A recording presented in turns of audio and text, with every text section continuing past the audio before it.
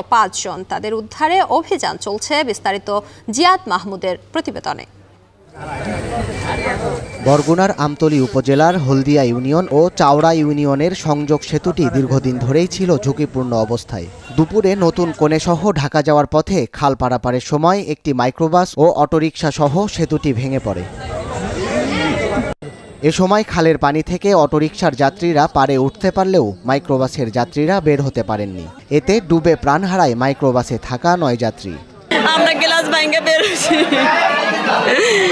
আমার শাশুড়ি মামি শাশুড়ি সব আমাদের সব।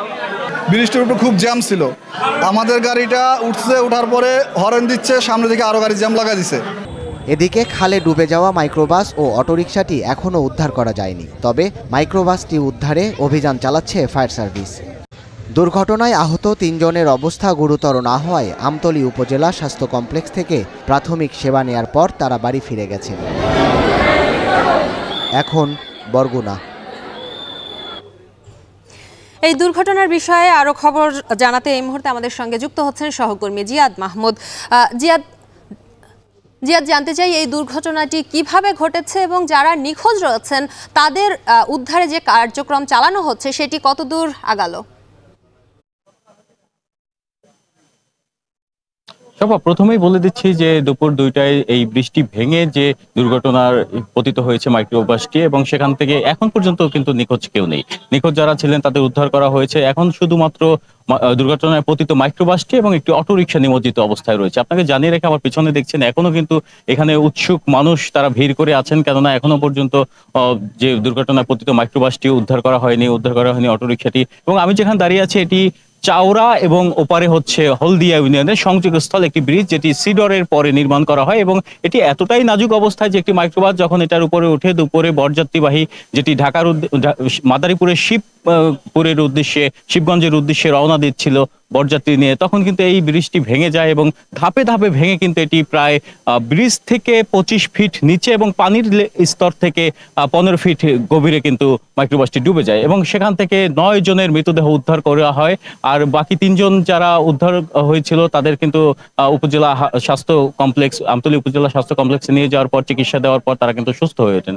আপনাকে আরো জানিয়ে রাখি যে আমরা যখন হাসপাতালে যাই সেখানে যে যারা মারা গিয়েছেন তাদের যে আত্মীয় স্বজনের যে আহাজারি, সেই আহাজারিতে কিন্তু হাসপাতালের বারান্দা বাতাস কিন্তু ভারী হয়ে উঠেছিল, এবং এখনো কিন্তু সেই ক্রন্দন রোল কিন্তু হাসপাতালে বইছে। তবে সবশেষ তথ্য অনুযায়ী হাসপাতাল কর্তৃপক্ষ যাদের শনাক্ত করা হয়েছে, যাদের এর মধ্যে 7 জনের বাড়ি কিন্তু মাদারীপুরের শিবগঞ্জে এবং 2 জনের বাড়ি হলদিয়া গ্রামে, তারা এখনো তাদের লাশ হস্তান্তরের কার্যক্রম কিন্তু চলছে। কিছুক্ষণের মধ্যে লাশ হস্তান্তর করা হলে তারা লাশ নিয়ে মাদারীপুরের উদ্দেশ্যে রওনা দেবেন। আর যারা এখানের অধিবাসী রয়েছেন তারা জানিয়েছেন যে দুপুর 2টার দিকে তারা একটি বিকট শব্দ শুনতে পান। এখানকার যারা স্থানীয়রা ছিলেন, প্রত্যক্ষদর্শীরা ছিলেন, এখানে দোকান ব্যবসা বাণিজ্যে জড়িত অনেকেই আছেন, তারা আমাদের জানিয়েছেন যে তারা বিকট একটি শব্দ শুনতে পান হঠাৎ করে, এবং তারা ছুটে আসার পর তারা দেখেন যে একটি মাইক্রোবাস এবং একটি অটোরিকশা কিন্তু ডুবে গিয়েছে, এবং তারা উদ্ধারের কার্যক্রম চালায়। দীর্ঘ